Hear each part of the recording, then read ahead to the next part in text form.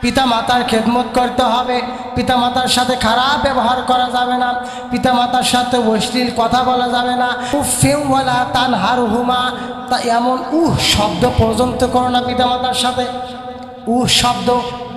অথচ পিতামাতাকে আমরা আজকে ধমক দেই, ওয়ালা তানহারহুমা, তাদেরকে ধমক দিও না।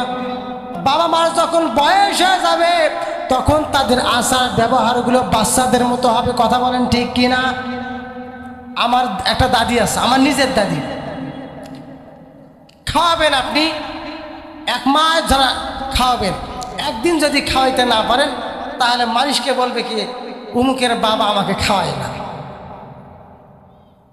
কেউ বলে কি খাই নাই।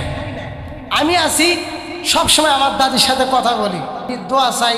2 দিন কথা না বলি, মানুষ তো বিভিন্ন ঝামেলায় থাকে, 2 দিন কথা না বললে মানুষকে বলে কি যে আমার সাথেও কথা বলে না। এইরকম আছে। কারণ আল্লাহ পাক বলছেন যখন তাদের বয়স হয়ে যাবে তখন তাদের কথাবার্তা চলাফেরা এগুলো হবে বাচ্চাদের মতো। বাচ্চাদের মতো যখন হবে, তুমি উমুক আছো, তোমার বাবাকে তুমি খাওয়াও, তোমার মাকে খাওয়াও, কিন্তু তোমার মা ওই যে বাচ্চাদের মতো হঠাৎ করে খেয়েও বলবে যে আমি খাই নাই, উমুক আমাকে খাওয়াই না। এতে কোনো রাগ হওয়া যাবে না। কার হুকুম বলেন? কার হুকুম? আল্লাহর হুকুম। আমার ভাইরা, পিতা মাতার যে কত সম্পদ, কত দামি সম্পদ সন্তানেরা জানে না, সন্তানেরা জানে না। আহা, কত কষ্ট করে মা সন্তানকে লালন পালন করেছে।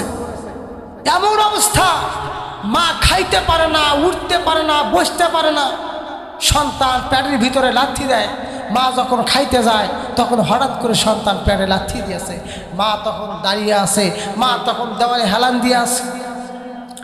এবার সন্তান যখন ভূমিষ্ঠ হয় তখন মা কি করে, ওই সন্তানকে নিয়ে যখন খাইতে বসে, এই ঠান্ডার সময় মা যখন সন্তানকে নিয়ে খাইতে বসেছে, সকলে মিলে যখন সন্তান যখন প্রসাব করে দেয়, পায়খানা করে দেয়, তখন সবাই নাক ধরে প্লেট নিয়ে ঘরের ভিতরে চলে যায়।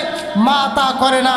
মা মায়ের প্লেটটা একটু সারাইয়া সন্তানের মলমূত্র সবগুলো পরিষ্কার করে আবার সন্তানকে চুমু খেয়ে কোলে নেয়। কথা বলেন ঠিক কিনা?